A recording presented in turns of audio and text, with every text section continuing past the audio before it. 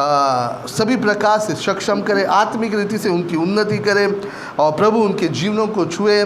यदि कोई बीमार है प्रभु उन्हें चंगाई दे, आर्थिक समस्याओं में प्रभु उनकी आर्थिक समस्याओं को दूर करे। आइए हम अपनी भी आवश्यकताओं को परमेश्वर के हाथों में रखेंगे। आइए हम प्रार्थना करेंगे पास्टर स्कॉट के लिए, उनके परिवार और चर्च के लिए। मेरे लिए प्रार्थना कीजिए, मार्गरेट के लिए प्रार्थना कीजिए, मेरी आर्थिक ज़रूरतों के लिए प्रार्थना कीजिए, बाइबल कॉन्फ्रेंस के लिए प्रार्थना कीजिए जो 6 से लेकर 10 तारीख के दरमियान है। प्रभु इस कॉन्फ्रेंस को लेकर इस्तेमाल करें, अनेक लोगों को छुए और प्रभु के सेवकाई के अंदर लोग आगे बढ़े। आइए हम सभी लोग अपने आप को समर्पित करेंगे। यदि आपकी ज़रूरतें हैं, आपकी निजी ज़रूरतें, आपकी खुद की ज़रूरतें, प्रार्थना के द्वारा हम परमेश्वर को पुकारते हैं और परमेश्वर हमारी प्रार्थनाओं को सुनता है। कितने लोग विश्वास करते हैं? आमीन। आइए हम अपने हाथों को उठाते हुए प्रार्थना करेंगे और मैं चाहूँगा भाई राकेश हमें प्रार्थना में शुरुआत दिलाए। आइए हम सभी लोग प्रार्थना करेंगे। हालेलुया पिता, हम प्रार्थना करते पिता, इन सभी विनतियों को हम तेरे चरणों में देते पिता। हालेलुया, हमारी प्रार्थनाओं को सुन पिताजी। धन्यवाद यीशु, तेरी महिमा हो पिताजी। धन्यवाद, thank you Jesus.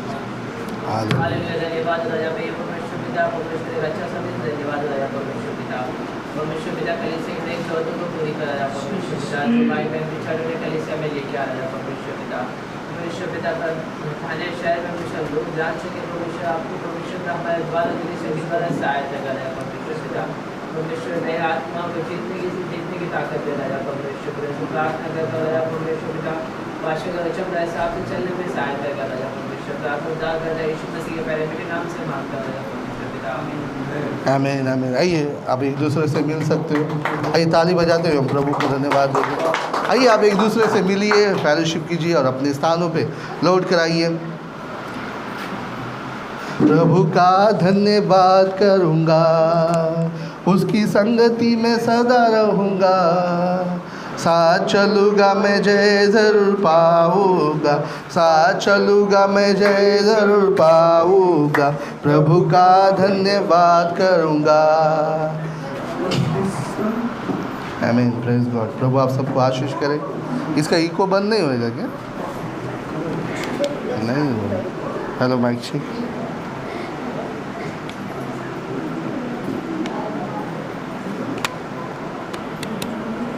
Hello mic check. Hello hello hello mic check. Hello mic check. Hello mic check. The door Christian centre में आप सबका स्वागत है। आइए चर्च में आप सभी को उत्साहित करना चाहूँगा, फिर से एक बार लौट कर आइए। आज शाम को शाम 7:45 पर हम परमेश्वर की उपासना के लिए यहाँ पर एकत्रित हो गए। तो मैं चाहूँगा कि आप सभी लोग लौट कर आइए, अपने साथ किसी न किसी को आप लेकर आइए। फेलोशिप, एक मिनट,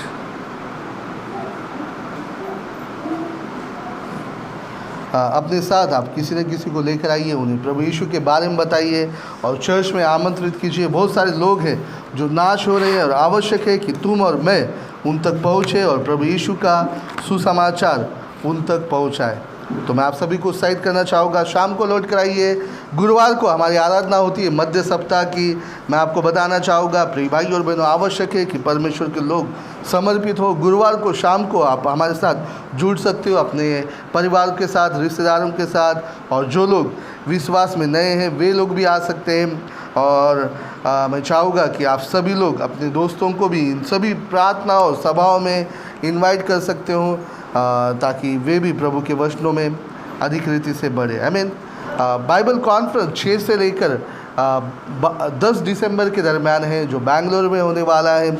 इस साल का बाइबल कॉन्फ्रेंस लिमिटेड है, और क्योंकि कोविड रिस्ट्रिक्शन की वजह से, और इसीलिए हर चर्च से जो हमारे फेलोशिप की कलीसिया हैं पूरे भारत में, नेपाल और मलेशिया और अन्य भारत के आसपास से जितने भी चर्चेस हैं वे एकत्रित होने वाले हैं।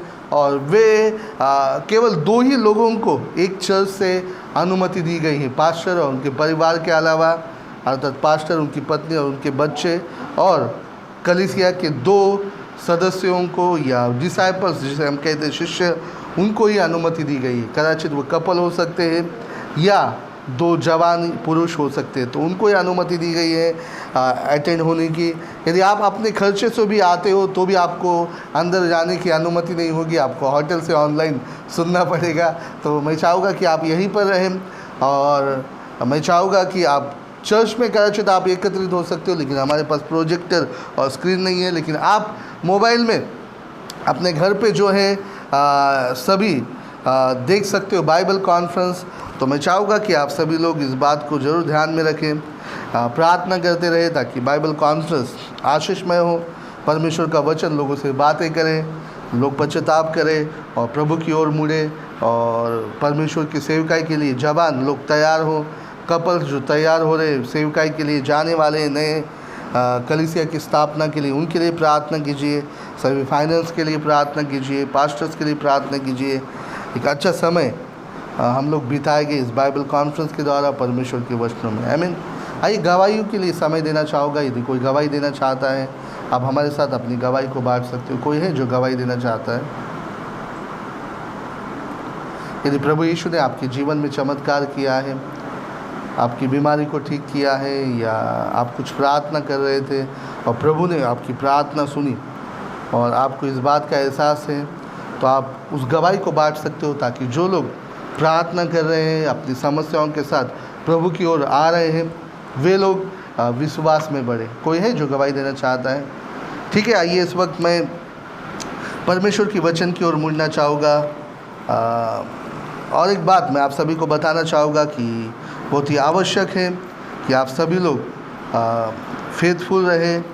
बहुत सारी चीज़ें हैं हमें करनी है, क्योंकि पिछले साल हमने चर्च आरंभ किया, लेकिन उसके बाद तुरंत लॉकडाउन की वजह से हमें चर्च फिर से बंद करना पड़ा, और बहुत सारी जो हमारे प्रोजेक्ट है, काम है जो हमें करनी थे, वे अधूरे रह गए। तो मैं चाहूँगा कि वो इस साल अभी से ही हम उसे शुरू करें। दिसंबर आ रहा है, अगले महीने हमें पता है कि क्रिसमस, हम लोग जो है क्रिसमस नज़दीक आ रहा है, और क्रिसमस को हम जो है एक अपॉर्चुनिटी या एक उपलब्धि के रूप में लेते हैं, क्योंकि प्रिय भाई और बहनों, बहुत से लोग हैं जो प्रभु यीशु को नहीं जानते हैं, और ये एक अच्छा मौका होता है कि क्रिसमस के बहाने तुम और मैं प्रभु यीशु के सुसमाचार को लोगों तक लेकर जाए। ये ना जी, बहुत सारे लोग विवाद करते हैं कि क्रिसमस नहीं मनाना चाहिए, या वो पैगन वगैरह यहाँ से आया हुआ है, वहाँ से आया हुआ है। ये ध्यान दीजिए, यीशु मसीह इस दुनिया में 2021 साल पहले जन्मा था। कितने लोगों को पता है? कुंवारी मरियम से। तो कोई ना कोई उसका जन्मदिन था, तो 25 दिसंबर को मनाते। ध्यान दीजिए, इसके लिए हमारे पास कोई डॉक्टरी सर्टिफिकेट भले ही नहीं हो, लेकिन हमको पता है कि प्रभु यीशु मसीह 2000 साल पहले आया था। और ध्यान दीजिए, एक मौका होता है जिसके द्वारा इस दुनिया के अंदर लोग जो है प्रभु यीशु की ओर मुड़ सकते हैं। उन्हें हम बता सकते हैं कि क्यों यीशु मसीह इस दुनिया में आया था, क्या कारण है कि परमेश्वर जो है एक कुंवारी के द्वारा पैदा हुआ। आमीन। क्या कारण है कि यीशु मसीह इस दुनिया में आया, इस दुनिया में 33.5 साल जिया, क्या कारण है? और अंत जी, इसे हम सुसमाचार के रूप में लोगों तक लेकर जा सकते हैं, जिसके द्वारा लोग प्रभु यीशु की ओर मुड़ सकते हैं। और एक ऐसा मौका होता है कि लोग क्या करते हैं, आजकल हम देखते हैं सोशल मीडिया और एक प्रकार का नया ट्रेंड दुनिया के अंदर चला है, कोई भी त्यौहार हो कोई भी मनाता है। आमीन। ध्यान दीजिए, मैं आपको बताना चाहूँगा कि इस मौके का आप फ़ायदा लीजिए। आपके सभी दोस्तों को आप क्रिसमस के बारे में बताइए, प्रभु यीशु क्यों इस दुनिया में जन्म लिया है इसके बारे में आप उन्हें बताइए, और उन्हें चर्च में आप इनवाइट कीजिए आपके दोस्तों को, चाहे वो किसी भी प्रकार के दोस्त हो जिन्हें यीशु की आवश्यकता है। आमीन। और मैं मानता हूँ कि हर एक वो व्यक्ति जिसका उद्धार नहीं हुआ है, उन सभी को प्रभु यीशु की आवश्यकता है। तो मैं चाहूँगा आप सभी लोगों को अपने दोस्तों की एक लिस्ट अभी से ही बनाइए, उन्हें यहाँ पर इनवाइट कीजिए, आपके घर पे इनवाइट कीजिए। घर पे आप कुछ रख सकते हो, वड़ा पाव, स्नैक्स या कुछ विशेष भोजन समारंभ आप रख सकते हो।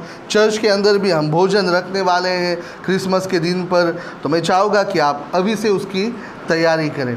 तो मैं चाहूँगा आप इस सभी बातों को ध्यान में रखें, आगे आए इन सभी खर्चों के लिए, ताकि हम उन सभी को पूरा कर पाए। हमें चर्च का जो है हमारे थाने शहर के अंदर रजिस्ट्रेशन करना है, महाराष्ट्र के अंदर हमें रजिस्ट्रेशन करना है। हमारा रजिस्ट्रेशन बैंगलोर का है, जहाँ पर हमारा जो मूल चर्च है, मदर चर्च जिसे हम कहते हैं। लेकिन मैं चाहूँगा, हम चाहते हैं कि यहाँ पर वो रजिस्टर हो, तो इस साल हमें किसी भी प्रकार से उस रजिस्ट्रेशन के काम को पूरा करना है। तो मैं चाहूँगा कि आप सभी लोग इसे ध्यान में ले रजिस्ट्रेशन के लिए 15 से 20 हज़ार के दरमियान खर्च आता है। तो इस महीने हम इसे इकट्ठा करने वाले हैं। दिसंबर पहले हफ्ते हम लोग जो है क्रिसमस की तैयारी के लिए कंट्रीब्यूशन देंगे और चर्च रजिस्ट्रेशन के लिए हम कंट्रीब्यूशन देंगे।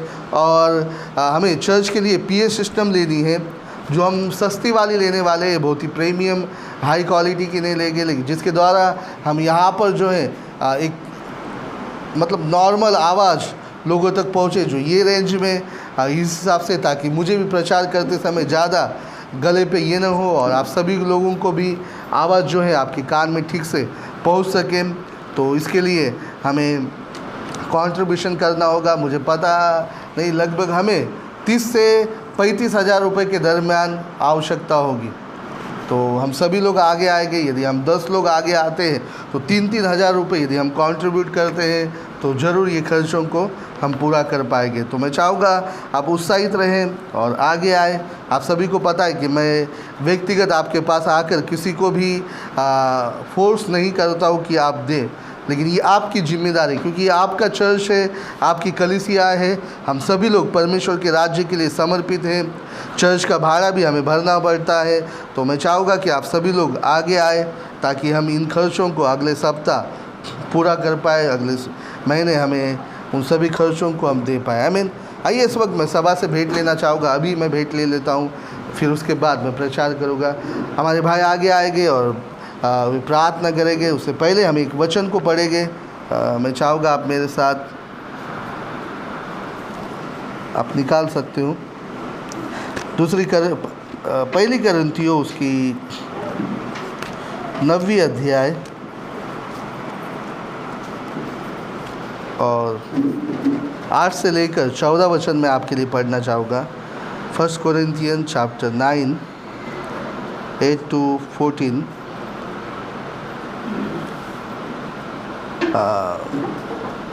आइए मैं पढ़ूँगा। क्या मैं ये बातें मनुष्य की रीति पर बोलता हूँ? क्या व्यवस्था भी यह नहीं कहती? क्योंकि मूसा की व्यवस्था में लिखा है, दावते समय चलते हुए बैल के मुंह को न बांधना। क्या परमेश्वर बैलों ही की चिंता करता है, या विशेष करके हमारे लिए कहता है? हाँ, हमारे लिए ही लिखा गया है, क्योंकि उचित है कि जोतने वाला आशा से जोते और दावने वाला भागी होने की आशा से दावनी करे। अर्थात जबकि हमने तुम्हारे लिए आत्मिक वस्तुएं बोई, तो क्या ये कोई बड़ी बात है कि तुम्हारी शारीरिक वस्तुओं की फसल काटे? जब दूसरों को तुम पर यह अधिकार है, तो क्या हमारा इससे अधिक न होगा? परंतु हम ये अधिकार काम में नहीं लाए, परंतु सब कुछ सहते हैं कि हमारे द्वारा परमेश्वर के सुसमाचार में कुछ रुकावट न हो। क्या तुम नहीं जानते कि जो मंदिर की सेवा करते हैं वे मंदिर में खाते हैं, और जो वेदी की सेवा करते हैं वे वेदी के साथ भागी होते हैं? इसी रीति से प्रभु ने भी ठहराया है कि जो लोग सुसमाचार सुनाते हैं उनकी उपजीविका या उनकी जीविका सुसमाचार से हो। आइए हम प्रार्थना करें। प्यारे पिता, क्षमा करें, मैं ऑफरिंग ले रहा हूँ। तो यहाँ पर बाइबल हमें देने के बारे में बताती है। पौलुस यहाँ पर अपने प्रेरित अधिकार के बारे में बता रहा है, और प्रेरित अधिकार के तहत वो बताना चाहता है कि उसकी जो उपजीविका है, उसकी जो आवश्यकता है, वो कहाँ से पूरा करेगा, जबकि वो परमेश्वर की सेवा करता है। और ध्यान दीजिए, कलीसिया से वो बातें कर रहा है, कलीसिया को बता रहा है पौलुस ने इस कलीसिया की स्थापना की थी। यही नहीं, हम देखते फिलिपिस की कलीसिया और एशिया माइनर में लगभग सभी कलीसियाओं को पौलुस के द्वारा बनाया गया था। और पौलुस वहाँ पर जो है बताना चाहते हैं, देखिए पौलुस ये केवल अपने लिए नहीं कह रहा, बल्कि वो यहाँ पर हम पढ़ते हैं वो उन सभी लोगों के लिए कह रहा है जो सुसमाचार की सेवकाई कर रहे हैं, अर्थात जो पास्टरी सेवकाई कर रहे हैं या लीडरशिप की सेवकाई कर रहे हैं, जो वचन की सेवकाई कर रहे हैं। हम देखते हैं यहाँ पर वो एक जगह पे परमेश्वर के सुसमाचार के बारे सुसमाचार वो कहता है, प्रभु ने भी ठहराया कि जो लोग सुसमाचार सुनाते हैं उनकी उपजीविका सुसमाचार के द्वारा हो। और फिर यहाँ पर भी हम देखते हो कहता है जो लोग हमने तुम्हारे लिए आत्मिक वस्तुएं बोई, तो क्या इसमें कोई बड़ी बात है कि हम शारीरिक वस्तुओं की कटनी काटे। तो यहाँ पर हम देखते हैं इन दोनों वचनों के द्वारा हम इस बात को समझते हैं कि पौलुस यहाँ पर कलीसिया के अगुओं की आवश्यकताओं की पूर्ति के बारे में बातें कर रहा है। इसीलिए हम देखते हैं जो वचन हमने ऊपर के नहीं पढ़े हैं उसमें वो कहता है कि हमें क्या अधिकार नहीं है। वो कहता है क्या कोई अपनी गिरह के खाकर सिपाही का काम करता है, मतलब जो कोई भी पौलुस के समय पर आर्मी हुआ करती थी, सेना हुआ करती थी, और सेना के अंदर भर्ती होने वालों को सब कुछ जो उसे लगने वाली ज़रूरतें है, सेना के अधिकारी या उस जिस राज्य का वो सिपाही है या सेनापति या सिपाही है, वह उसकी ज़रूरतों को पूरा करता था। और वह आगे ये भी कहता है कि यदि कोई दाख की बारी लगाता है तो क्या फल नहीं खाएगा, या कोई भेड़ों की रखवाली करता है क्या वो उससे किसी प्रकार का दूध या इनकम नहीं लेगा। वो कहता है उसी प्रकार से परमेश्वर की जो सेवा करते हैं, जो लोगों की सेवा करते हैं, परमेश्वर की सेवा करना मतलब परमेश्वर के लोगों की सेवा करना होती है। और जब वे तुम्हारे बीच में मिलकर परमेश्वर की सेवा करते हैं, क्या उनका अधिकार नहीं है। और वो नियम शास्त्र के अंदर जाता है। जान दीजिए हम कई बार देने को नियम शास्त्र से अलग करते हैं, लेकिन पौलुस यहाँ पर उसे नियम शास्त्र से जोड़ रहा है। क्यों वो जोड़ रहा है, इसका एक कारण है। वो कहता है कि बैल बांधते समय, बैल जब दावनी करता है तब उसके मुंह को मत बांधना। ये व्यवस्था में लिखा है, ये आज्ञा है कि तुम्हें वैसा नहीं करना है। क्या बैलों की चिंता करता है। जान दीजिए पौलुस यहाँ पर बताना चाहते हैं कि बैल की जो उपजीविका है वो परमेश्वर की दृष्टि से क्या है, महत्वपूर्ण है। परमेश्वर नहीं चाहता कि बैल भूखा रहे, है ना। हम देखते बैल को तो कपड़े नहीं चाहिए, उसको रहने के लिए कोई भी स्थान की ज़रूरत नहीं, हम जहाँ रखते वहाँ पर वो रहेगा, लेकिन उसे भोजन की नितांत आवश्यकता है और वो उसकी उपजीविका है। और परमेश्वर चाहता है कि वो भूखा न रहे। और इसीलिए वो कहता है कि उसी प्रकार से पास्टर्स जो आपके बीच में वचन की सेवकाई करते हैं, उनकी भी आवश्यकताएं होती है, उनकी भी ज़रूरतें होती है। और परमेश्वर न केवल उस जानवर की चिंता करता है, बल्कि परमेश्वर उनके सेवकों की भी चिंता करता है। और इसीलिए वो आगे कहता है कि क्या परमेश्वर केवल बैलों की चिंता करता है। वो कहता है विशेष करके ये हमारे लिए कहता है। पौलुस यहाँ पर बताता है वो बैलों के लिए नहीं कहा गया, ये हमारे लिए कहा गया है। ध्यान दीजिए पौलुस अपने अकेले को नहीं कर रहा है, वो उन सभी मिनिस्ट्री का यहाँ पर उल्लेख कर रहा है जो अगुवाई की मिनिस्ट्री है, जो लोगों के लिए सेवकाई की जाती है। और वो बताता है कि ये उनके लिए लिखा है, हमारे लिए लिखा हुआ है, ताकि हम जो आपके बीच में परमेश्वर के वचन के द्वारा सेवकाई करते हैं, आपकी देखभाल करते हैं, हमारी जो उपजीविका है आपके द्वारा होना चाहिए। और आगे पौलुस कहता है कि ये हमारा अधिकार है। आमीन। वो नहीं कहता कि ये हमारी मजबूरी है या हम आपसे विनती करते हैं आप कमेटी नियुक्त करो और फिर उसके बाद आप मुझे उसमें से इनकम दो। पौलुस बताना चाहता है कि ये हमारा अधिकार है। वो कहता है परंतु हम इस अधिकार को काम में न लाए। हाँ जी, कई बार पौलुस जैसे समझता है, आज भी हम भी उसी प्रकार से समझते हैं। हमारे फेलोशिप के अंदर भी समझा जाता है। हम जानते हैं कि एक टाइम होता है जब चर्च इतना आर्थिक रीति से संपन्न नहीं होता है कि वो अपने पास्टर की सभी आवश्यकताओं को पूरा करे, और इसीलिए पास्टर काम करते हैं। लेकिन ध्यान दीजिए ये हमेशा के लिए नहीं चलने वाला। पौलुस नहीं चाहता है कि हमेशा चले। क्योंकि ध्यान दीजिए, यदि चर्च 1 से 2 होना है, 2 से 4 होने हैं, तो इसके लिए चर्च का इनकम ज़्यादा होना बहुत ही ज़रूरी है। आमीन। हम देखते हैं बकरे या बछड़े, यदि एक बच्चे को जन्म देना है, एक बकरी को या बछड़े को, तो उसको सक्षम होना जरूरी होता है, उसके अंदर उतने शरीर के अंदर क्षमता होनी जरूरी होती है। उसी प्रकार से प्रिय भाई और बहनों, तुम और मैं नए चर्च को यदि लॉन्च करने हैं, हमारे चर्च में से कपल्स तैयार हो, तो हमारा चर्च पहले सक्षम होना है, इतना सक्षम होना है कि हम जो एक नए चर्च का भी खर्चा उठा सके। क्योंकि अगर हम दूसरा चर्च बनाएंगे तो हम चर्च के लिए जगह भाड़े से लेंगे, पास्टर जो वहाँ पर जाने वाले हैं उनके खर्चों को हमें कुछ हिसाब से उठाना पड़ेगा, क्योंकि नया जब वे जाते हैं तब हम उन्हें स्वतंत्रता देते हैं ताकि वे खुलकर सेवकाई करें। इसलिए उनके महीने के जो राशन का खर्च, उनके घर भाड़े का खर्च, उनके सभी प्रकार के खर्च को हमें ही उठाना पड़ता है। क्योंकि ध्यान दीजिए, हमारा जो चर्च है, फेलोशिप है, वो चैरिटी नहीं लेती है। आमीन। हर एक चर्च अपने खर्चे को उठाता है। भले ही हमारे चर्च 3,500 चर्च हो, अनेक लीडरशिप चर्च हो, अंतर्राष्ट्रीय लीडरशिप हो, लेकिन ध्यान दीजिए, हमारा जो पैसा है सब उधर नहीं जाता या नहीं जाता। हर एक चर्च का पैसा उसी चर्च में रहता है। हम अपने दशमांश को अपने लीडरशिप चर्च को देते हैं, या पंचमांश को देते हैं, या उससे ज़्यादा या कम देते हैं, लेकिन वो सभी जो खर्चे हैं प्रिय भाई और बहनों, चर्च प्लांटिंग के लिए ही इस्तेमाल किए जाते हैं। और हमारा हर एक चर्च अपना भार उठाता है, और वो क्या करता है, एक नए चर्च को लॉन्च करता है। ये 1, 2, 3, 4 ऐसे चर्चेस है, जैसे चैंडलर चर्च, उसने लगभग 200 से भी अधिक चर्चों को प्लान किया है। तुसान चर्च, उसने भी 200 से भी अधिक चर्च को प्लान किया है। और ध्यान दीजिए, उनके पास ये पैसा कहाँ से आया नए चर्च को प्लान करने का? जो लोग वहाँ पर बैठे उनके ही चर्च में, दूसरे नहीं कि ऑनलाइन उन्होंने एडवर्टाइज दी, वहाँ से पैसा आ रहा है। जैसे दिनाकर वगैरह करते, दिनाकर ने अपने दिनाकरण वगैरह करते, वैसा नहीं। आप देखोगे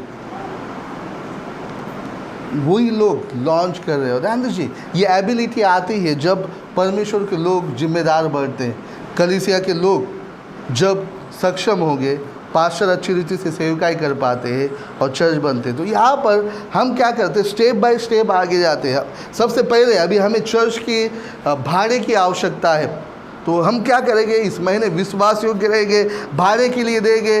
ध्यान दीजिए, आप अपने दशमांश को देते हो या इच्छा दान को देते हो, आप क्या करते हो, आप उस रकम को देते हो। लेकिन बहुत ही ज़रूरी है आप पास्टर की आवश्यकताओं के बारे में भी सोचें। आप उनके लिए एक लव ऑफरिंग बाजू से निकालें, प्रेम पूर्वक भेंट, कि मेरे पास्टर हमारे बीच में सेवकाई करते हैं, फिर काम करते हैं, उनका भी परिवार है, और मैं चाहता हूँ कि मेरे पास्टर आशीषित हो। और हर महीने यदि आप ऐसा करोगे तो ज़रूर सेवकाई बढ़ेगी। और ध्यान दीजिए, ये हमारा विज़न है, दर्शन है कि एक दिन मैं अपने काम को छोड़ूँ और आपके लिए ज़्यादा से ज़्यादा समय दे पाऊँ।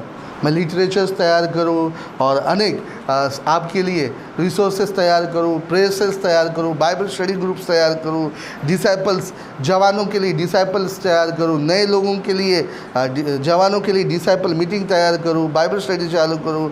हर एक क्षेत्र में आपके लिए मैं योगदान दे पाऊँ, मार्गदर्शन दे पाऊँ, और 24 घंटे आपके लिए उपलब्ध रह पाऊँ। तो ये इसके लिए बहुत ही आवश्यक है कि आर्थिक रीति से हम लोग आगे बढ़े। तो आइए इस वक्त हम देंगे, हम निश्चय लेंगे कि प्रभु के कामों के लिए हम आगे आएंगे।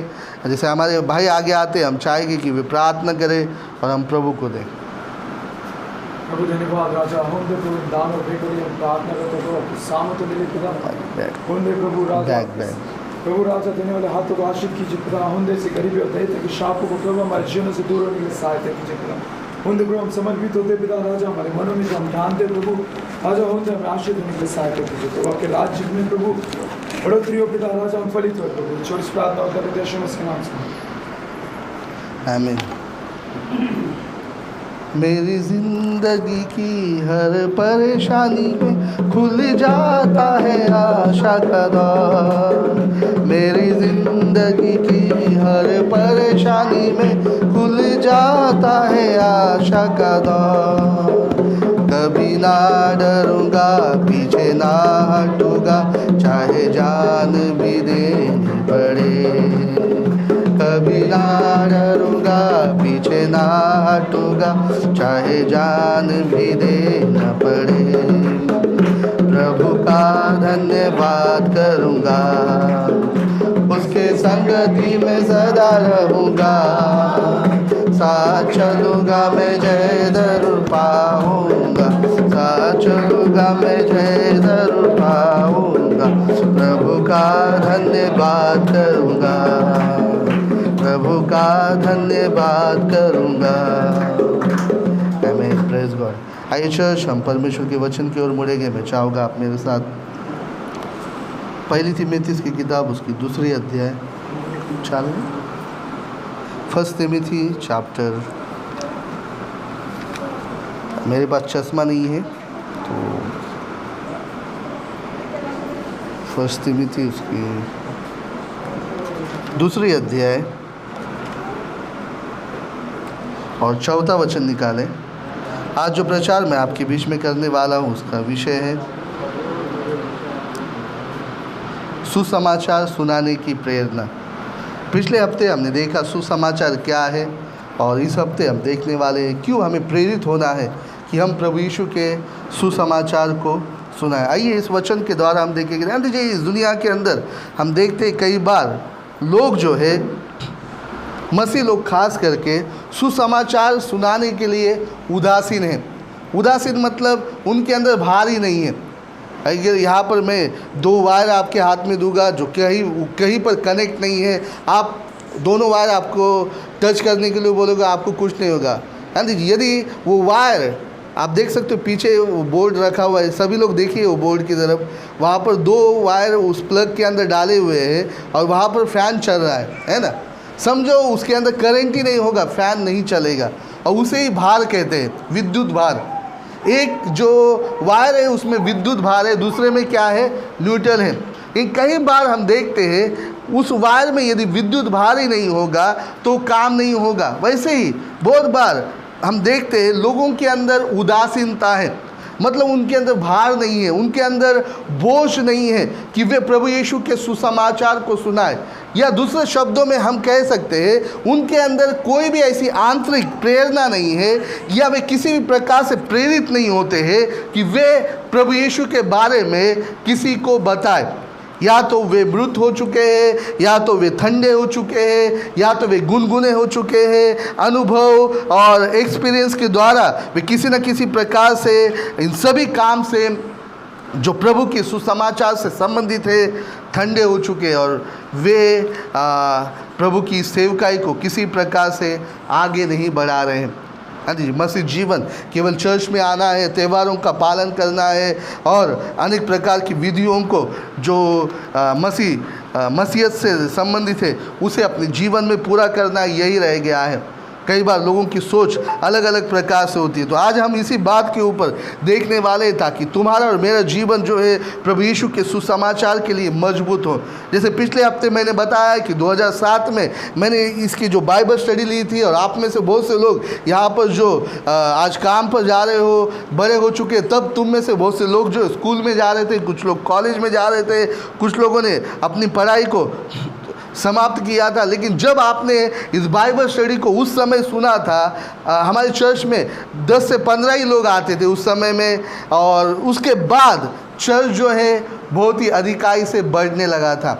और हम देखते 2 या 4 महीने के अंदर चर्च के अंदर 100 के आसपास लोग आने लगे थे। और मैं चाहूँगा कि आज भी आप इसी प्रकार से इस बाइबल स्टडी को सुनिए और इस उपदेश को सुनिए और उसे अपने जीवन में लागू कीजिए, और देखिए चर्च बढ़ेगा। आमीन।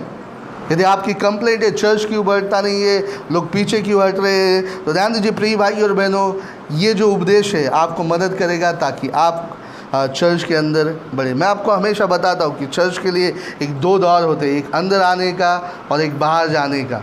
और बहुत ही ज़रूरी है कि अंदर आने वाला दौर बड़ा हो। आमीन। और वो तभी बड़ा होगा जब प्रभु के लोग इस सेवकाई को अपने हाथों में लेंगे। आइए इन वचनों के द्वारा हम पढ़ेंगे पहली तिमोथी उसकी 2 अध्याय और 4 वचन। जो वो चाहता है कि सब मनुष्य का उद्धार हो और वे सत्य को भली भांति पहचान ले। आइए हम प्रार्थना करें। प्यारे पिता, मैं धन्यवाद देता हूँ तेरे वचनों के लिए। तो हमसे बातें कर, तेरा वचन हमारे जीवन में काम करे पिता, लोग आशीष पाए। तेरे पवित्र हाथों में सभी को समर्पित करता हूँ, प्रभु यीशु के नाम से मांगता हूँ पिता, आमीन। पहली बात जो मैं आपके साथ बांटने वाला हूँ ये है कि क्या कारण है कि लोग सुसमाचार नहीं सुनाते। और यानी सबसे पहला कारण जो लोगों के अंदर है वो सुसमाचार नहीं सुनाते, वो है लज्जा या शर्म। प्रिय भाई और बहनों, लज्जा और शर्म जो होती है वो लोगों को रोकती है ताकि वे प्रभु यीशु के बारे में न बताएं। और यानी ये समस्या आज से नहीं है बल्कि प्रभु यीशु मसीह के समय से है। बहुत सारे लोग जो है यीशु मसीह के पीछे खुल्लम खुल्ला नहीं हो रहे थे। हम देखते हैं कई लोग गुप्त रीति से प्रभु यीशु के चेले थे। और सुसमाचार में ऐसे लोगों का वर्णन है जहाँ पर कहा गया है कि वे गुप्त चेले थे, गुप्त रीति से चेले थे। बहुत से लोग यीशु के पीछे होने का दावा करते थे, लेकिन प्रिय भाई और बहनों वो खुलकर लोगों के सामने नहीं आ रहे थे, वे खुलकर लोगों के सामने इस बात को प्रकट नहीं कर रहे थे।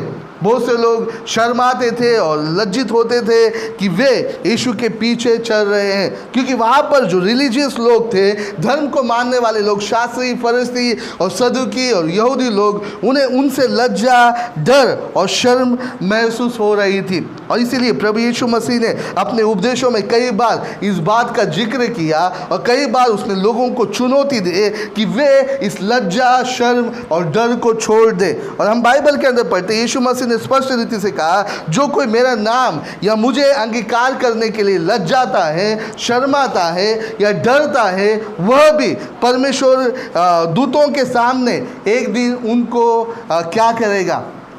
अपनाने से लज्जित होगा, शर्माएगा या उन्हें वो अपनाएगा नहीं। और इसीलिए प्रिय भाई और बहनों, बहुत बार लोगों के साथ ये समस्या है।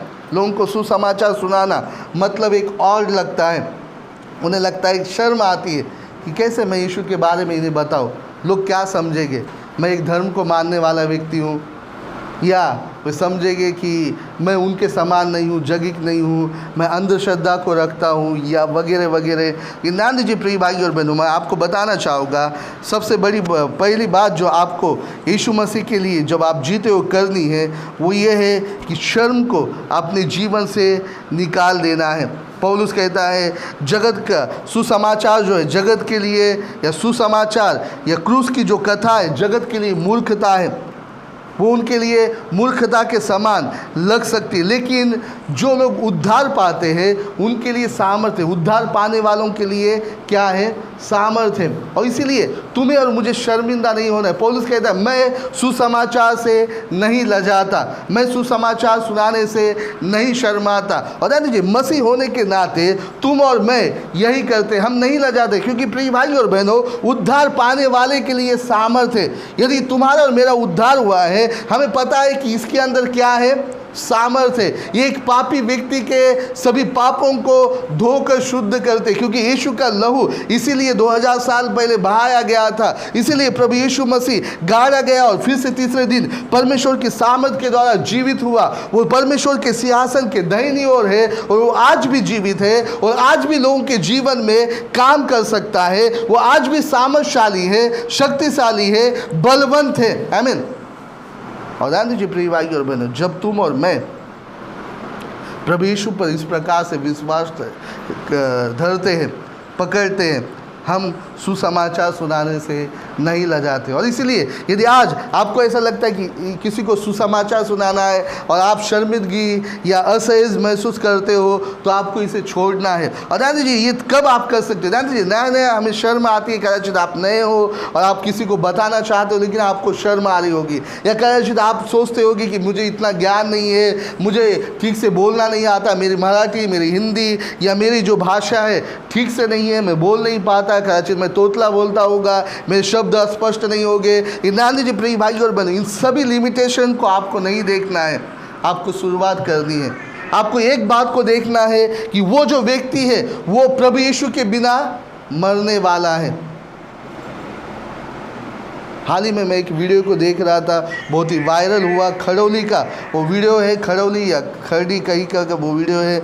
वहाँ पर एक अंधी औरत अपने लड़के को लेकर जा रही थी और वो प्लेटफॉर्म के ऊपर लड़के को लेके जा रही थी। अचानक वो प्लेटफॉर्म की मतलब पटरी की ओर वो ज़्यादा चली गई, जिसके कारण उसका जो छोटा बच्चा है वह 5-6 साल का बच्चा होगा, वो पटरी के ऊपर गिर गया। और ठीक उसी समय बहुत ही नज़दीक सामने से ट्रेन आ रही थी और वहाँ पर एक 30-31 साल का जवान था। वो क्या किया, उसने उस पटरी के ऊपर उड़ी मारी और उस वीडियो को आप देख रहे होंगे। लगभग 5 सेकंड के अंदर उसने उस लड़के को बचाया और खुद भी वो बच गया। वो डरा नहीं वहाँ पर उड़ी मारने से, क्योंकि उसे पता है यदि वो वहाँ पर नहीं उड़ी मारेगा, उस बच्चे को नहीं बचाएगा, तो वो ट्रेन आकर उसे कुचल देगी, काट देगी और वो मर जाएगा और उसे बचाने की आवश्यकता है ना जी। जब तुम और मैं देखते हमारा जो काम है रेस्क्यू का काम है, रेस्क्यू मतलब समझ में आता है बचाने का काम है, सुसमाचार जो सुनाने का काम है। प्रिय भाई और बहनों, ये ऐसा नहीं कि मैंने किसी को कहा हाँ यीशु तुझसे प्रेम करता है और हो गया, मेरा काम निकल गया, हो गया, है ना जी। इतना नहीं, आप ये नहीं कर रहे हो। आप उस व्यक्ति को जब बता रहे हो कि प्रभु यीशु मसीह आपसे प्रेम करता है, 2000 साल पहले वो आपके पापों के लिए क्रूस पे मारा गया, गाड़ा गया, और यदि आप प्रभु यीशु पर विश्वास नहीं करोगे, उसे प्रभु के रूप में अंगीकार नहीं करोगे, तो आप नाश की ओर है। समय है, जरूरी है कि आप समय रहते प्रभु यीशु को अंगीकार करें। और जब आप इस व्यक्ति को ये बताते हो, प्रिय भाई और बहनों, चाहे कोई भी हो, आपका रिश्तेदार हो, दोस्त हो, जान पहचान वाले व्यक्ति हो या अनजान व्यक्ति हो, प्रिय भाई और बहनों, आप उसको रेस्क्यू कर रहे हो, आप उसको बचा रहे हो, आप उसको जो है नर्क की आग से खींचकर बाहर निकाल रहे हो। यही यहूदा भी कहता है कि लोगों को क्या करो, नर्क की आग से खींचकर बाहर निकालो। और प्रिय भाई और बहनों, तुम्हें और मुझे ये करने के लिए शर्मिंदगी महसूस नहीं होनी चाहिए। उस पटरी के ऊपर कूदने से यदि वो आदमी शर्माता या डरता, तो क्या वो व्यक्ति बच्चा बच पाता? जी नहीं। हम देखते बाद में उसे बहुत सारे रिवार्ड्स मिले, बहुत सारे बख्शिश मिले। उसे किसी ने बाइक दिया, किसी ने उसे कुछ लाखों रुपए दिए, किसी ने उसकी पदोन्नति की। हाँ जी, बाइबल हमें बताती है कि सुसमाचार सुनाने वाले स्वर्ग में तारों के समान चमकेंगे, प्रतिफल है। और इसलिए तुम्हें और मुझे सुसमाचार सुनाना है। बहुत से लोग सुसमाचार सुनाना बंद कर दे रहे हैं क्योंकि वो हतोत्साही हो चुके हैं। हतोत्साही होना मतलब ये है कि उनका उत्साह निकल गया, अभी उनके अंदर उत्साह ही नहीं है कि वो जाकर किसी को प्रभु यीशु के बारे में बोले, कि वे किसी को बताए। क्योंकि जानते जी, एक समय था जब वो, जैसे मैंने पहला पॉइंट बताया कि शर्माना नहीं है, ये नहीं होना, वो उत्साहित हुए और उन्होंने जाकर लोगों को बताना आरंभ किया, अपने दोस्तों को बताया, रिश्तेदारों को बताया, जान पहचान वाले व्यक्ति को बताया, और उनको रिप्लाई आने लगे। क्योंकि जानते जी, सुसमाचार सुनाना केवल एक दिशा से होने वाला काम नहीं है। कितने लोग समझ रहे मुझे? सभी बच्चे लोग एक जगह पर बैठ जाइए। सुसमाचार जो सुनाना है वो एक दिशा से होने वाला काम नहीं। ये संभाषण, एक दूसरे से हम बातचीत करते हैं। और क्या होता है प्रिय भाई और बहनों, जब तुम और मैं प्रभु यीशु का सुसमाचार सुनाते हैं, हम प्रतिक्रिया को भी पाते हैं। यदि आप अनजान लोगों को सुसमाचार सुनाते हो, कई बार रास्ते के ऊपर आप जाते होगे, कई बार आप होटल्स में या कई बार ट्रेन के अंदर यात्रा करते समय, बगीचे के अंदर, कहीं पर भी आप सुसमाचार सुनाते होगे। और अनजान लोगों को ज़्यादातर जब हम सुसमाचार सुनाते हैं, हमें विपरीत प्रतिक्रिया आती है। लोग डायरेक्ट ठुकरा देते हैं। मुझे पता है, जब हम टिटवाला में सुसमाचार प्रचार कर रहे थे, जैसे मैंने पहला ही ट्रैक्स एक व्यक्ति को बांटा, उस व्यक्ति ने मुझे बहुत ही गंदी गालियां दी। एक व्यक्ति ने पकड़कर मुझे अंदर बंद कर दिया, रूम के अंदर। ऐसे प्रतिक्रिया आती। और कई बार इन प्रतिक्रिया को चलते हम कहते ठीक है ये लोग, फिर हम लोग वो वचन को ढूंढते कि डुक्कर के सामने मोतियों को मत डाल। अरे ये लोग बराबर नहीं है, इनको हमें बताना नहीं। प्रिय भाई और बहनों, इन प्रतिक्रियाओं को रहते हुए हमें हतोत्साही नहीं होनी, चाहे कोई भी प्रतिक्रिया आए। हम देखते हैं यहेजकेल से जब परमेश्वर कहता है कि मैंने तुझे नगर का पहरुआ क्या किया, चुना है, वॉचमैन मैंने तुझे बनाया है। और इसीलिए वो वॉचमैन उस समय क्या करता था, वो गांव के शहर पनाह के ऊपर खड़ा रहता था। शहर के या गांव के शहर पना के ऊपर वो एक बड़े ऊंचे स्थान पर होता था, जिसे टावर कहते हैं या मचान कहते हैं। उसके ऊपर खड़ा रहकर वो देखता था। चारों बाजू में ऐसे टावर होते थे और ये वॉचमैन लोग देखते थे कि कहीं कहीं से हमला तो नहीं हो रहा। रात भर वे जागते थे, कहीं दुश्मन तो नहीं आ रहा है, कहीं चोरों की टोली तो नहीं आ रही है। और जब उन्हें बाहर से कहीं हलचल दिखाई देती, उनके पास एक तुरई होती थी। मैं देखता हूँ आजकल बहुत से चर्चों के अंदर वो तुरई को लेकर वर्शिप के अंदर फूका जाता है, लेकिन ध्यान दीजिए वो जो तुरई क्या बताती है? सुसमाचार का प्रचार करना।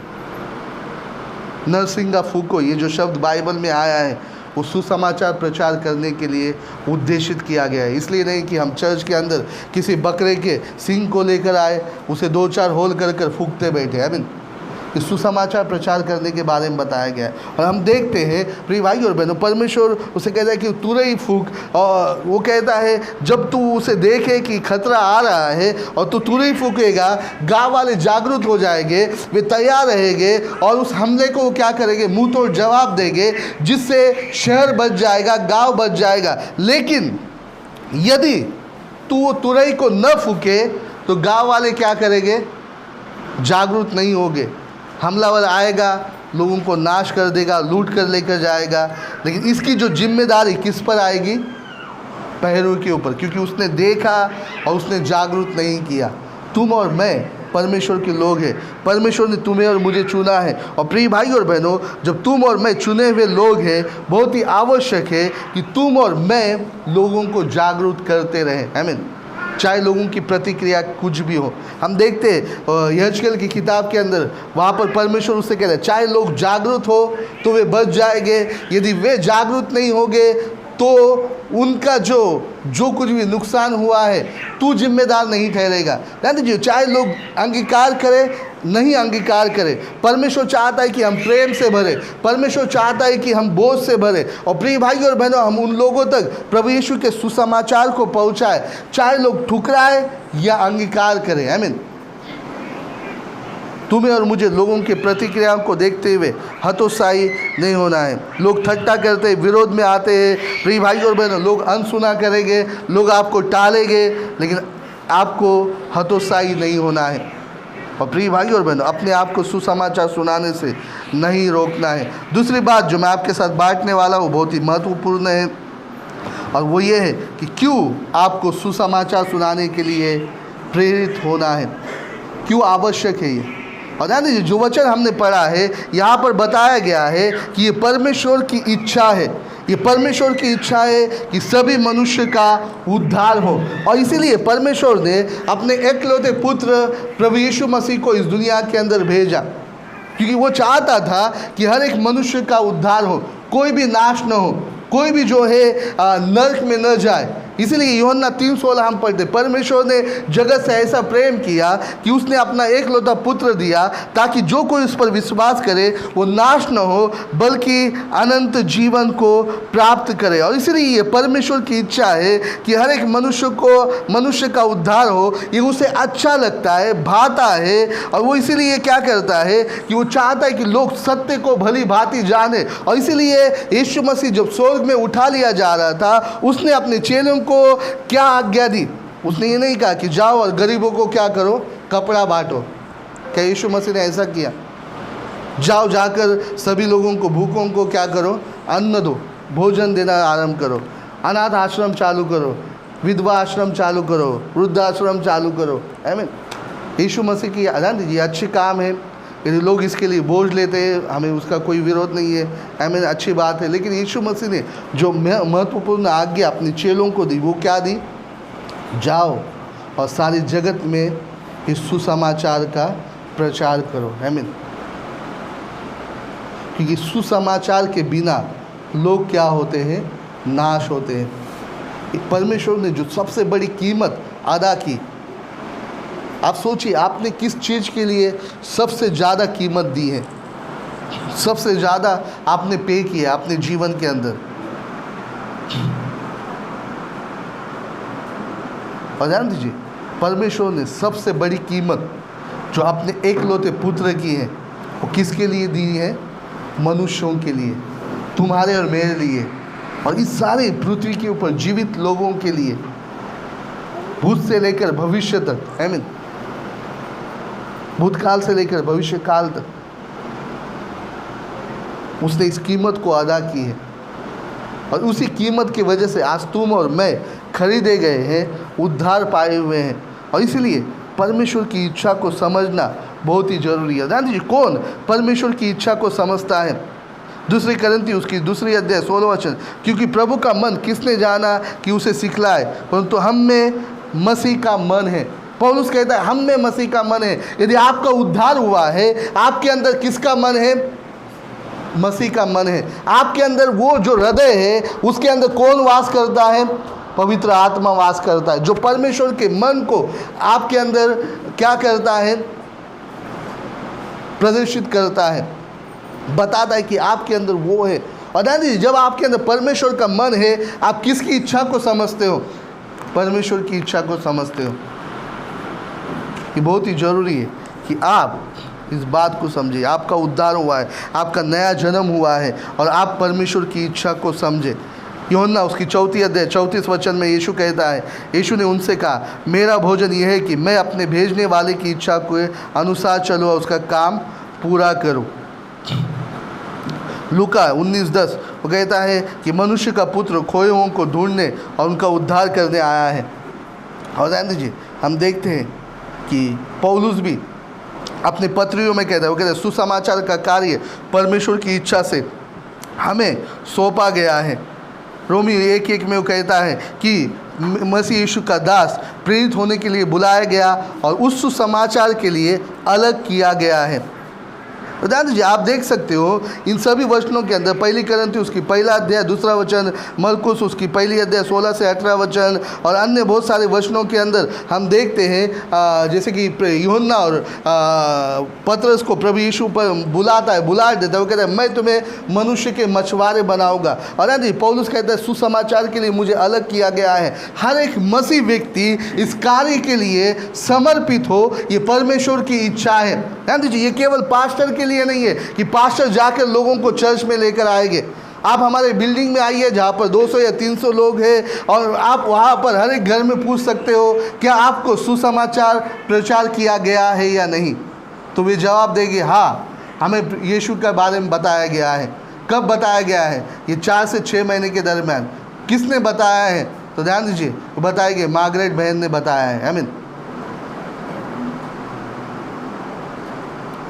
हर एक व्यक्ति को सुसमाचार सुनाना जरूरी है। आमीन। जो आपके संपर्क में आते हैं। मैं नहीं कहता कि परमेश्वर आपको कल्याण का हिसाब पूछेगा या आपको किसी यूगोस्लोवाकिया का हिसाब पूछेगा कि वहाँ के लोग नाश हो गए तेरी वजह से। यूगोस्लोवाकिया कहाँ है ये मुझे भी पता नहीं है, वो जगत के मैप में किधर है मुझे भी पता नहीं है, लेकिन ध्यान दीजिए तुमसे और मुझसे परमेश्वर हिसाब पूछेगा उन लोगों का जिनको सुसमाचार सुनाने का हमें मौका था, लेकिन हमने परमेश्वर की इच्छा को नहीं समझा। हमने शर्मिंदगी महसूस की, हम डर गए, हमने अपने पिछले अनुभवों की वजह से हतोत्साहित हुए, हम अति धार्मिक बन गए कि क्यों हम मोती को डुकरों के सामने डालें क्योंकि वो वैसे तो नहीं है। और ध्यान दीजिए हम गलत तुलना कर बैठे। और ध्यान दीजिए हमने परमेश्वर के मन को नहीं जाना। लेकिन पौलुस वैसा नहीं। पौलुस कहता है हम में परमेश्वर का मन है और वो इसलिए कहता है कि मैं परमेश्वर की सुसमाचार के लिए समर्पित हूँ। वो कहता है इसीलिए मैं लजाता नहीं।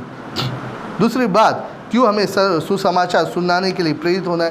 क्योंकि ये परमेश्वर की आज्ञा है। यदि हमारा उद्धार हुआ है, हम परमेश्वर की आज्ञा का पालन कर दे। ध्यान दीजिए यीशु मसीह निवेदन नहीं करता प्लीज़ मैंने तुम्हारे लिए जान दी इसलिए प्लीज़ तुम क्या करो, जाकर सुसमाचार सुनाओ। ध्यान दीजिए यीशु मसीह प्लीज़ नहीं कहता है। यीशु मसीह क्या कहता है कि जाओ और जाकर सुसमाचार प्रचार करो। जाओ। आमीन।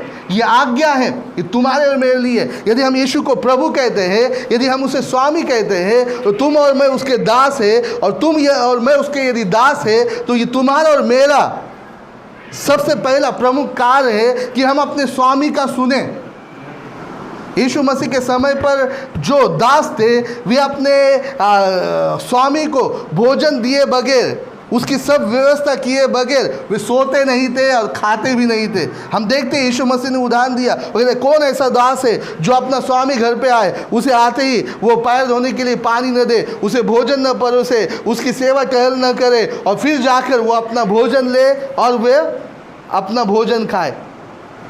वो भी जब वो अपने स्वामी, जब उसका स्वामी उससे कहे कि जा अब तू भोजन कर ले। लेकिन ध्यान दीजिए, यहाँ पर तो अलग ही है।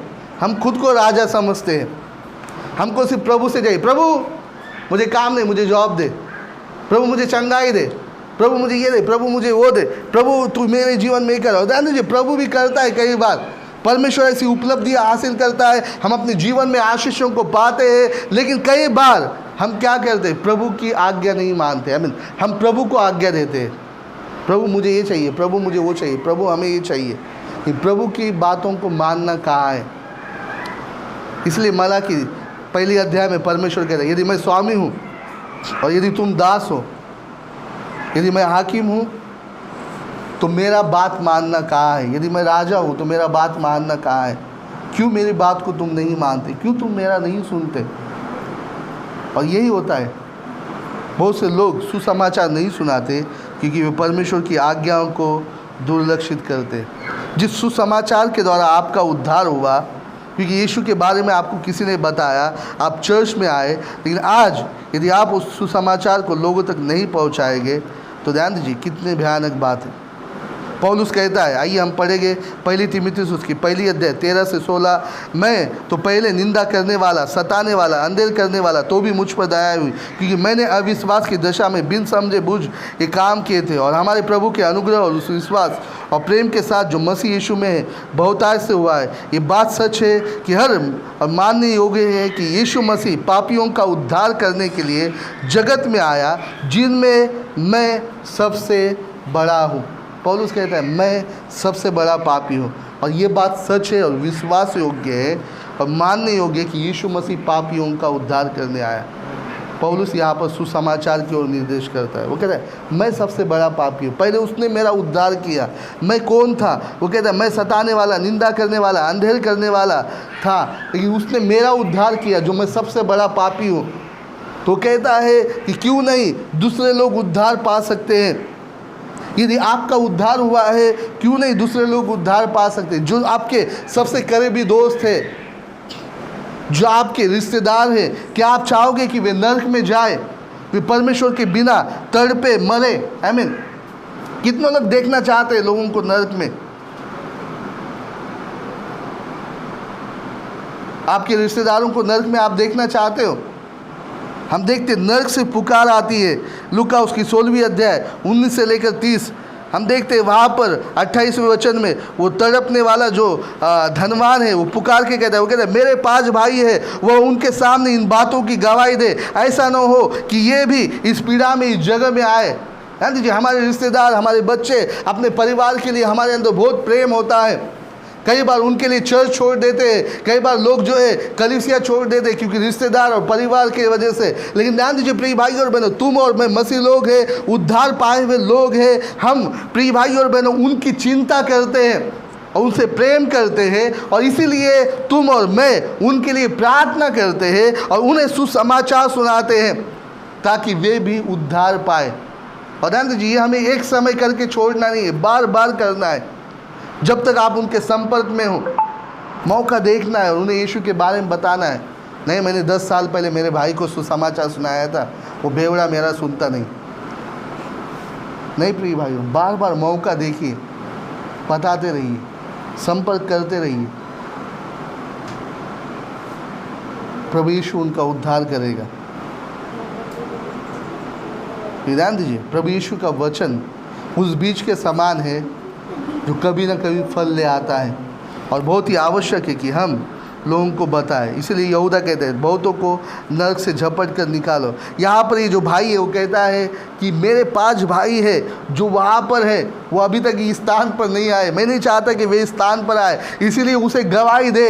वो कहता है कि इस लाजरस को वहाँ पर भेज ताकि वो गवाही दे कि ये स्थान भयंकर है, तुम लोग अपने मन को फिराओ, तुम लोग जैसे मैं पाप में जी रहा था वैसे पाप में मत जियो। ये उसका बोलने का उद्देश्य है। प्रिय भाई और बहनों, आज हम इस दुनिया में हैं, अनेक लोग ऑलरेडी नर्क में हैं, उनके रिश्तेदार नर्क में, स्थानीय शहर से कितने तभी लोग मरकर नर्क में गए होंगे और वे चिल्ला रहे होंगे कि मेरा भाई वहाँ पर है, मेरी बहन वहाँ पर है, मेरी माँ वहाँ पर है, मेरा बेटा वहाँ पर है, मेरे रिश्तेदार, मेरे दोस्त वहाँ पर है। कोई उन्हें प्रभु यीशु के बारे में बताए, क्योंकि यहाँ पर आने के बारे में हमें पता चला है कि एकमात्र परमेश्वर है जो यीशु मसीह है, जो हमारे उद्धार के लिए 2000 साल पहले आया। लेकिन यहाँ पर जब हम इस दुनिया में थे हमें पता नहीं था, या पता भी चला तो हम न पाप में जीवन जीते रहे, हमने बदलावट नहीं की। कोई तभी जाकर उन्हें बताओ, वहाँ से कोई रिटर्न टिकट नहीं है। आमीन। हाँ जी प्रिय भाई और बहनों, बहुत से लोग इस दुनिया के अंदर तुम्हारे और मेरे बिना, क्योंकि तुम और मैं उन्हें सुसमाचार नहीं सुना रहे हैं, नर्क में जा रहे हैं। और आवश्यक है कि तुम और मैं उन्हें प्रभु यीशु के बारे में बताएं ताकि वे लोग उद्धार पाए, वे लोग अपने आप को बदले, ताकि वे लोग नाश से बच जाए। क्या आप जानते हो बहुत से हमारे दोस्त एक दिन नर्क में होंगे क्योंकि हमने उनके लिए बोझ नहीं लिया। मैं नहीं कहता कि हमने उन्हें सुसमाचार सुनाया नहीं या सुसमाचार सुनाया फिर भी वे लोग नर्क में गए इसीलिए हम लोग दोषी ठहराए जाएंगे, नहीं। हमें प्रयत्न करते रहना है उनके उद्धार के लिए लगातार, ताकि वे लोग बचें। बहुत से लोग हैं, केवल दोस्ती नहीं, हमें लोगों की बातों को, लोगों के बोझ को लेना है। और आनंद जी प्रिय भाई और बहन, यीशु मसीह ने कहा यदि तुम्हें एक नगर में क्या किया जाएगा, ठुकराया जाएगा, तुम वहाँ पर अपने पैरों की धूल को झाड़ दो, अगले नगर में जाओ। वो कहता है प्रभु के आने तक, मतलब अंतिम दिन परमेश्वर का राज्य आने तक इज़राइल, मैं तुम्हें निश्चित कहता हूँ कि एक भी नगर बचा नहीं रहेगा। प्रभु कहता है आगे बढ़ने के लिए, वो कहता है, दूसरे शब्दों में कहता है ठीक है यहाँ पर आपको ठुकराया गया, अगली जगह पे जाओ, वहाँ पर ठुकराया गया, अगली जगह पे जाओ। आमीन। हम देखते पौलुस को बहुत से लोगों ने स्वीकारा, उसने फिलिप्पी में चर्च बनाया, वहाँ पर नहीं रुका रहा कि यहाँ पर अभी सब कुछ ठीक है, मैं यहाँ पर सेटल हो गया हूँ, आमीन, बस हो गया मेरा काम, मेरे पास 50 लोग जम गए हैं, उनका दशमांश आ रहा है, उनका इच्छादान आ रहा है, मेरा घर चल रहा है, मेरे बेटे की पढ़ाई लिखाई चल रही है, बस हो गया, अब इन्हीं को लेकर मैं चलूँगा। आमीन। वहीं पर नहीं रहा, जानते फिलिप्पी से वो आगे करिन्थी में गया, करिन्थ से आगे मक्कोदिनिया, मक्कोदिनिया से आगे अन्य जगह पर वो जाता रहा। उसने 3 मिशनरी फेरियाँ की। सभी प्रेरित लोग वो केवल यरूशलेम में नहीं ठहरे रहे, वे आगे बढ़ते गए। थोमा भारत तक आया सुसमाचार सुनाने के लिए कि तुम और मैं एक ही स्थान पे खड़े हैं। आज भले हमारी पद्धति बदली हो चुकी है, आज कम्युनिकेशन और संभाषण के साहित्य बहुत सारे हैं कि तुम और मैं लोगों तक पहुंच सकते हैं, और हमें ये करना बहुत ही ज़रूरी है। आमीन। और इसीलिए हमें सुसमाचार सुनाने के लिए प्रेरित होना है। हमें एक चर्च से दूसरे चर्च को बनाना है, दूसरे से तीसरे चर्च को, कि अगले 5 साल में इस कलीसिया के द्वारा 5 जवान खड़े हो जाएंगे जो जाकर सुसमाचार सुनाने के लिए एक शहर में, एक नगर में, ऐसे स्थान पे जहाँ पर सुसमाचार की आवश्यकता है, चर्च प्लान करेंगे। आइए इस वक्त हम अपने सरों को झुकाएंगे, अपने आँखों को बंद करेंगे और जीवित परमेश्वर की ओर ध्यान देंगे। आप इस स्थान पर हो, आपने अपना जीवन कभी भी प्रभु यीशु को नहीं दिया है और पहली बार आप प्रभु यीशु को अपने जीवन में लेना चाहते हो, आप अपना हाथ उठा सकते हो। पहली बार यदि प्रभु यीशु को कोई अंगीकार करना चाहता है, आप अपना हाथ उठाकर दिखा सकते हो। ठीक है, मैं मसीह लोगों से बातें करता हूँ कि आज आपके अंदर सुसमाचार का बोझ है। अनेक लोग पाप में जीवन बिता रहे हैं, मर रहे हैं। केवल बीमारों को ही यीशु के सुसमाचार की आवश्यकता नहीं है, या केवल कर्जे में पड़े हुए लोग, हर एक व्यक्ति को यीशु के सुसमाचार की आवश्यकता है, चाहे वो समस्या में हो या न हो। यदि वो यीशु के बिना है, उद्धार न पाया हुआ है, हर एक व्यक्ति को प्रभु यीशु की ज़रूरत है और तुम और मैं चुने गए हैं ताकि हम उन तक प्रभु यीशु का सुसमाचार लेकर जाएं। आइए इस वेदी को मैं आपके लिए खोलता हूँ। यदि प्रभु आपसे बातें करता है आप आगे आ सकते हो, घुटने टेक सकते हो, प्रभु से कहते प्रभु यीशु मुझे इस्तेमाल कर, मुझे तेरे सुसमाचार की सेवकाई के लिए इस्तेमाल कर, मुझे मदद कर ताकि मैं तेरे वचन को लोगों तक पहुंचाऊं, अनेकों को नर की आग से झपट कर बाहर निकालूं। प्रभु मुझे लेकर इस्तेमाल कर। यदि आपके अंदर शर्म है, डर है, आपका पिछला अनुभव कैसा भी हो, ये समय है कि आप अपने आप को रिफ़्रेश करें, अपने आप को तरोताज़ा करें ताकि प्रभु यीशु का सुसमाचार अनेक लोगों तक पहुंच पाए। आइए इस वेदी के लिए मैं आपके लिए खोलता हूँ। प्रभु ये आपसे बातें करता है, आप अपने घुटने टेक सकते हो और आगे आकर प्रार्थना कर सकते हो। आइए हम प्रार्थना करेंगे। हालेलुया। पिता धन्यवाद यीशु, ओ धन्यवाद यीशु, री शाबारा रिया लो Lord help us Jesus. Hallelujah. परमेश्वर तू हमें मदद कर पिता, उस देवी प्रेम को तू हमारे अंदर डाल पिताजी, जिसके द्वारा हम बोझ से भर जाए पिताजी, हम तेरे मन को समझे, तेरी इच्छा की गहराई को समझे पिता, और तेरे सुसमाचार को लोगों तक पहुंचाए पिताजी। हमारे अंदर की कमियों को दूर कर, हमारे अंदर की पिताजी सभी प्रकार के बंधनों को नष्ट कर दे पिताजी, और मदद कर पिता ताकि हम इस सुसमाचार को जो महिमामय है लोगों तक पहुंचाए पिताजी। हम इसे इस्तेमाल कर पिता। आइए चर्च हम सभी लोग मिलकर प्रभु को धन्यवाद देंगे और प्रार्थना करेंगे। Hallelujah. O we glorified your name Jesus. Hallelujah. We worship you Lord. Hallelujah. परमेश्वर तो हमें मदद कर, सहायता कर पिताजी। हालेलुया। हमें लेकर इस्तेमाल कर पिता। धन्यवाद यीशु। Thank you Jesus. आइए प्रभु को धन्यवाद देंगे। प्रभु आप सबको आशीष करें। सुसमाचार के बोझ को लीजिए। अगले सप्ताह अपने साथ किसी न किसी को प्रभु यीशु के बारे में बताते हुए लेकर आइए। आज शाम को भी आइए, अपने साथ किसी न किसी को लेकर आइए ताकि वे भी प्रभु यीशु के वचन को सुने, उद्धार पाए और सभी बातें प्रभु के राज्य के अंदर आगे बढ़े। ठीक है, आइए इस वक्त हम समाप्त करेंगे। मैं चाहूँगा भाई अमित प्रार्थना करेंगे आप समाप्ति के लिए।